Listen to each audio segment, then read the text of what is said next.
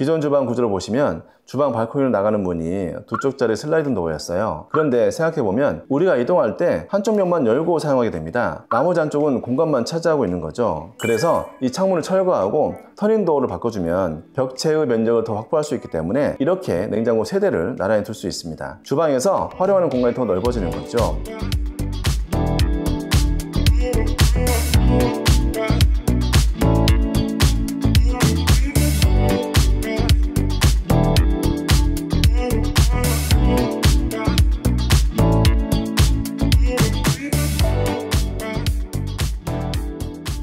안녕하세요. 디자인 소금의 양성훈 실장입니다. 오늘은 주방 인테리어에 대해 이야기해보려고 하는데요. 주방은 집의 중심이자 물을 쓰고 불을 사용하고 그리고 날카로운 칼을 쓰는 기능적인 공간이기 때문에 요즘 유행하고 있는 예쁜 인테리어만 고집하면 동선이 꼬이거나 수납 공간이 부족해서 실생활이 불편해질 수 있습니다. 그래서 오늘은 시행착오 없이 한 번에 주방 인테리어를 성공하실 수 있도록 생활도 편리하고 관리도 용이한 주방의 7가지 체크 포인트를 알려드리겠습니다. 주방 인테리어 공식, 이렇게만 따라하시면 성공합니다.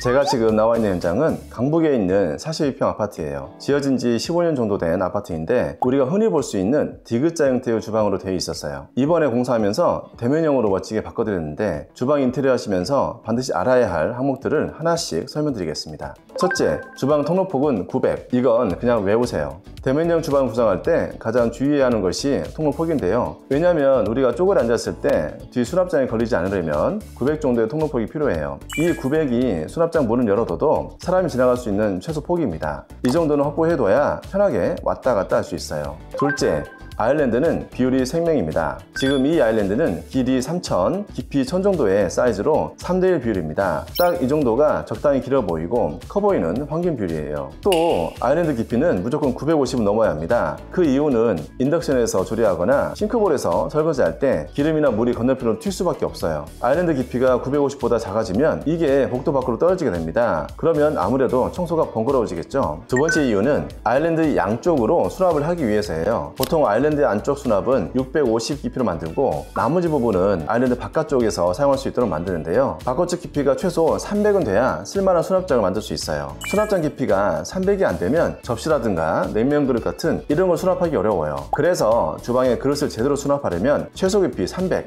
이상은 돼야 합니다. 셋째, 양념 망장은 150 사이즈를 쓰지 마세요. 일반적으로 망장 폭은 150, 250, 300 사이즈가 있는데 요리를 전혀 안 하시는 분들이라면 몰라도 양념 망장 폭 사이즈 150짜리는 쓰지 마세요. 작아도 너무 작아서 활용도가 떨어져요. 망장의 규격을 정할 때는 내가 사용하는 양념이나 향신료 종류를 살펴보고 최소 폭 250에서 300 정도는 넣어줘야 합니다. 너무 협소하면 무용주문이 됩니다.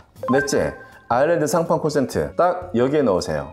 보통 이 조리대 공간에 믹서기나 토스트기와 같은 소형 가전들을 사용하게 되는데요. 중요한 건 가장자리 쪽으로 콘센트를 배치하는 겁니다. 조리대 가운데 도마라든지 다른 물건을 이것저것 올려두면 걸리적거리게 돼요. 그래서 바깥쪽에 배치해야 합니다. 두 번째 신경 쓸 포인트는 재질인데요. 콘센트는 금소로 된 걸 넣으세요. 주방 상판은 물이 있고 음식이 쉽게 닿게 되니까 때가 잘 낍니다. 그래서 플라스틱 소재 콘센트라든지 슬라이딩, 롤링, 팝업 이렇게 작동법이 복잡한 것들은 쉽게 고장날 수 있습니다. 제가 추천하는 콘센트는 트위스트 방식인 바흐만 제품인데요. 블랙이나 백색은 표면이 도장 마감이라 쓰다 보면 쉽게 까질 수 있습니다. 니켈로 선택하시면 산성이 강한 그런 약품을 쓰지 않는 한 표면 변색이나 고장이 발생하지 않습니다. 그리고 대부분의 마감재 색상과 잘 어울립니다. 다섯 번째, 주방을 좀 더 넓어 보이게 하려면 이걸 활용하세요. 아일랜드 측면에 거울 넣는 것만으로 주방이 훨씬 넓어 보입니다. 지금 이 주방은 내레프 때문에 주방이 안쪽에 갇혀있는 구조여서 좀 답답하게 느낄 수 있거든요. 이럴 때 거울을 활용하면 쉽게 개방감을 줄 수 있습니다. 거울을 쓸 때는 이걸 주의하셔야 합니다. 바로 거울의 폭과 높이인데요. 전체 벽면의 면적에서 거울이 차지하는 비율이 30%를 넘으면 안 됩니다. 쉽게 말해 거울 폭이 1000 이상으로 너무 넓어지면 촌스럽고 뚱뚱하게 느껴질 수 있어요. 그래서 여기는 벽체폭 3000인데 900폭 거울을 적용하면서 천장까지 쭉 올려 붙여서 높아 보이게끔 디테일을 잡았습니다. 또 한 가지 포인트는 아일랜드와 거울을 어긋나게 배열하는 거예요. 보통은 아일랜드하고 거울선을 맞추는 경우가 많은데 디자인 소금 예전 영상 보시면 아시겠지만 이 선을 아주 꼭 맞추기 어려워요. 인테리어 초보 업체들이 이 선을 맞추려고 시공하다가 망하는 경우가 많습니다. 그래서 애초에 이 선을 맞추려고 하기보다는 지금처럼 어긋나게 배치해서 만나는 선이 없게끔 구성하는 게 좋아요.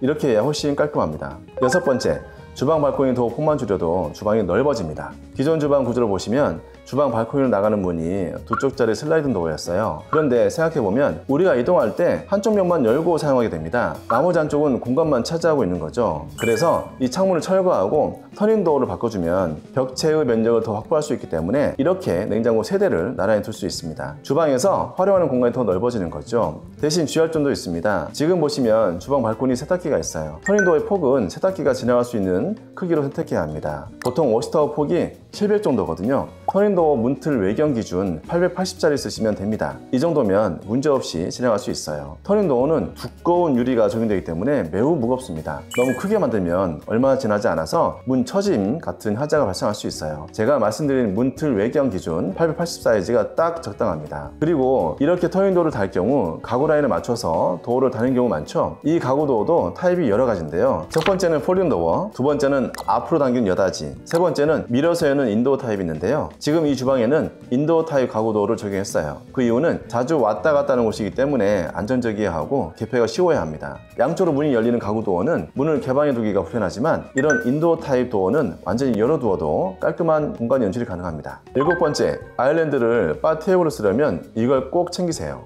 지금 이 주방은 아일랜드 바깥쪽이 수납 공간으로 구성되어 있지만 아일랜드 일부 공간을 바 테이블처럼 쓰고 싶으신 분들도 있을 거예요. 이때 반드시 주의할 점이 있습니다. 바로 상판 하부에 보강을 하는 건데요. 우리가 식탁에 앉거나 일어날 때 상판을 습관적으로 누르게 돼요. 특히 아일랜드 높이가 900으로 높잖아요. 그럼 더 상판을 누를 수밖에 없습니다. 아무리 강도가 좋은 세라믹도 보강을 하지 않으면 깨지기 십상입니다. 지지하는 방법은 금속 보강대도 있고 가구로 보강하는 방법도 있는데 아무래도 금속 보강이 더 튼튼합니다. 또 바 테이블 밑으로 무릎이 들어가는 걸 고려해서 깊이는 250 정도를 잡아야 하고요. 의자의 안장 높이는 650이 최적 사이즈입니다. 이건 제가 다 일일이 앉아보고 알아낸 추세예요. 식탁 대신 바 테이블만 두고 써도 될까요? 바 테이블이 식탁을 완전히 대체하는 건 어렵다고 봐요. 일반 식탁 의자는 안장 높이가 450 정도인데 스툴은 650부터 시작하니까 키가 180이 넘는 저도 오랫동안 편하게 앉았을 수가 없어요. 그래서 아일랜드를 테이블로 쓰는 건 장시간 사용하기는 어렵습니다. 이걸 일반적인 식탁처럼 생각하시는 분들이 있는데 막상 써보면 너무 불편해요. 그러니까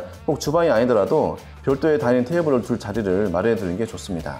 이 집이 주방도 참 예쁘지만 나머지 공간에도 디테일이 너무 많아요. 예전 현관은 신발장이 한쪽 면으로 쭉 들어가고 맞은편에 큰 거울이 있는 전형적인 형태였어요. 현관 크기 자체는 적당했는데 너무 많은 마감재들이 섞여서 톤 정리가 안 되어 있었습니다. 그래서 영림 PX451 필름과 한솔 클레이포그 색상 신발장을 적용해서 살짝 연베이지 느낌이 드는 따뜻한 톤으로 바탕색을 정리해줬고요. 바닥에는 1200에 1200 사이즈 대형 타일을 적용해서 매지 라인을 최소화했습니다. 현관에서 가장 강조하고 싶은 부분은 거울이에요. 거울 배치에도 디테일이 있습니다. 예전 거울 보시면 뚱뚱하고 큰 거울이 바닥과 천장에서 떨어져서 설치되어 있었어요. 이렇게 하면 촌스러워집니다. 제가 아까 주방에서 설명드린 것처럼 거울은 날씬하고 키가 크게 배치하는 게 중요해요. 우선 바닥부터 천장까지 이어지도록 거울을 배치하고 폭은 1m를 넘지 않게 해야 합니다. 지금 여기는 폭 600 사이즈의 거울을 넣었는데요. 이렇게 비율적으로 높고 좁아야 현관은 좀 더 넓어 보이게 할 수 있습니다. 중문은 세련된 패브릭 유리를 적용한 슬라이딩 중문을 선택했고요. 디자인 소금의 트레이드 마크인 일괄소등 스위치도 빠지지 않았습니다. 복도는 시선이 정면으로 닿는 부분을 어떻게 처리하느냐에 따라 공간의 분위기가 완전히 달라집니다. 일반적으로 안방 앞 벽체와 고용욕실 앞 벽체가 해당되는데요. 이 부분에 간접 조명을 적절히 적용해주면 봐도 들리지 않는 포인트가 됩니다. 선반이나 수납장을 넣는 것도 좋지만 지금 이 집처럼 단정하면서도 자연스러운 분위기 연출하려면 간접 조명을 넣어주는 게 베스트입니다. 밤에 욕실을 드나들 때, 물 마시러 주방에 오갈 때 요긴하게 쓸 수 있는 발목등도 빠질 수 없죠. 조명에 관한 디테일을 하나만 더 드리자면 복도에서의 조명은 걸어다닐 때 방해되지 않을 정도의 조도만 확보하면 됩니다. 하나씩 띄엄띄엄 증건다니처럼 놓지 말고 1.5인치 또는 2인치 조명을 2개씩 묶어서 배열하면 공간이 훨씬 정돈되어 보이는 것 기억하세요.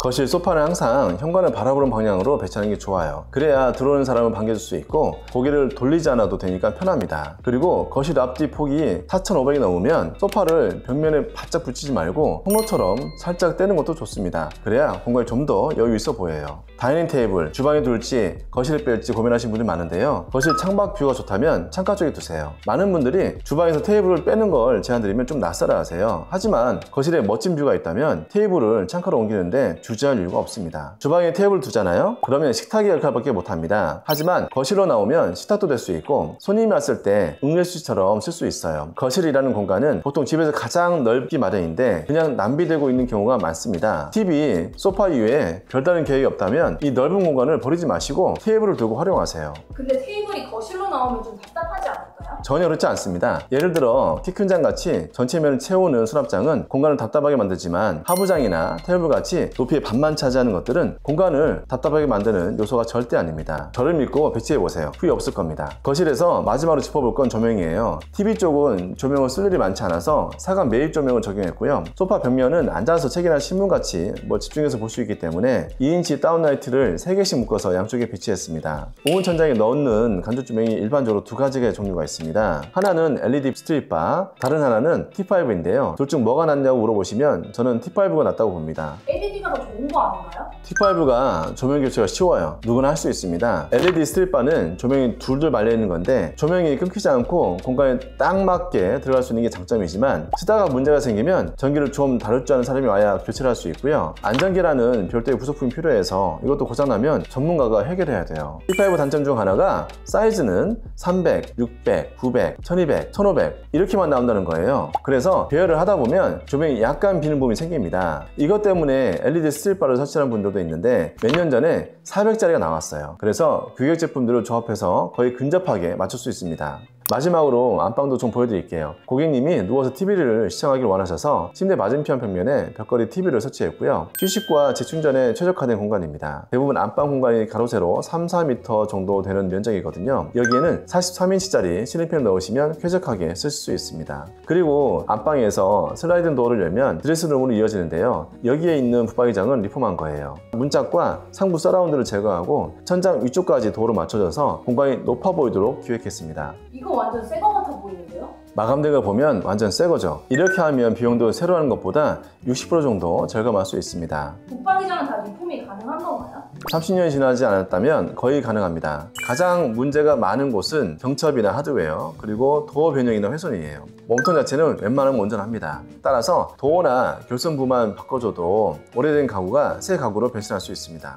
이 집은 안방 드레스룸 뿐만 아니라 자녀방에도 가구 리폼을 했어요. 마감재 색상도 요즘 필름 마감이 가능하기 때문에 원하는 색으로 다 됩니다. 화장대는 내가 가지고 있는 화장품이 얼마나 되는지에 따라 하부장만 둘지 상부장까지 설치할지 결정하시면 됩니다. 여기는 거울이 달린 상부장 구성했는데요. 하부장 서랍에는 요즘 많이 쓰시는 에어랩 같은 걸 수납할 수 있게끔 내부를 구성하시면 좋고 안쪽에는 콘센트도 매립해두면 사용하기 편리합니다.